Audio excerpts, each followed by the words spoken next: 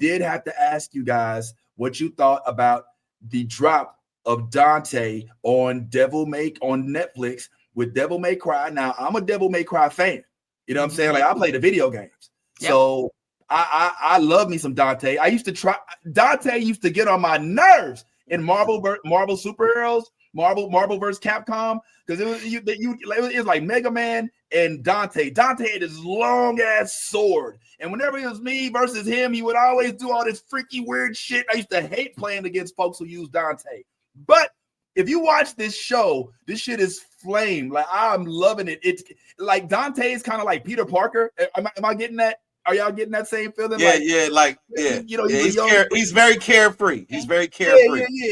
But instead of like villains and rhinos and Dr. Octopus, he's fighting demons.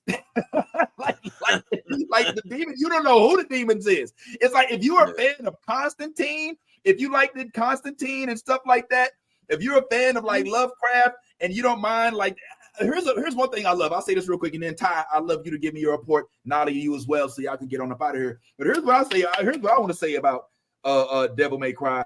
I love it when they can bring the spiritual, religious realm into play with regard to a project, and then try to give some sort of scientific explanation for it, right? Like, you remember when Coulson in Agents of S.H.I.E.L.D., when they were debating about what Loki and Thor was, they're like, oh, you mean the gods? He's like, oh, you mean the aliens? like they try to give like a logical explanation.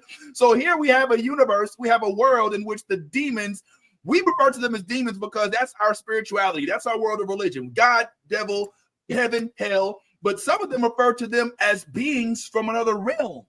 You understand what I'm saying? Like, looking at it from a different perspective, instead of it being like, oh, you did bad in life, so you go down there with the demons. It's like, no, they just live over here in the outworld. And when you do such and such, then you get transported to another realm. And there may be a crack in the way that you get transported to that realm. So now the folks that get transported have given the way for people who exist in that realm to come back through that portal and be in this realm and cause havoc. This shit is nuts. And Dante is hilarious. The writing is good. It's upbeat.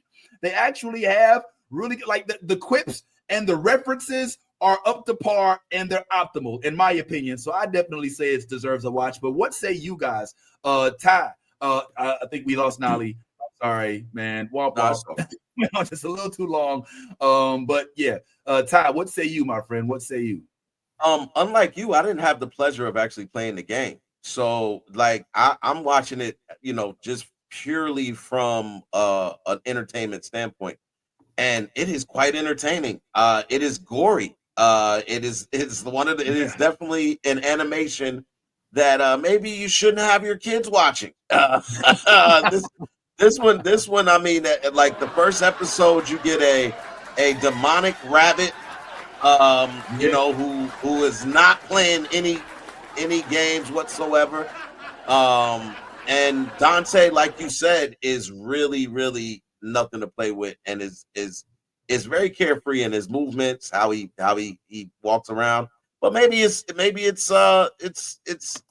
because he knows you can't do anything with it. Like, that's what I'm seeing thus far. I mean, he's one of those guys. It's like, we don't know. I still don't even know what he is, because again, I didn't play the video game. But they're trying to establish that he's not a regular human being. So that part for me is interesting. I want to see where that kind of leads to. But but I'm 4 episodes deep.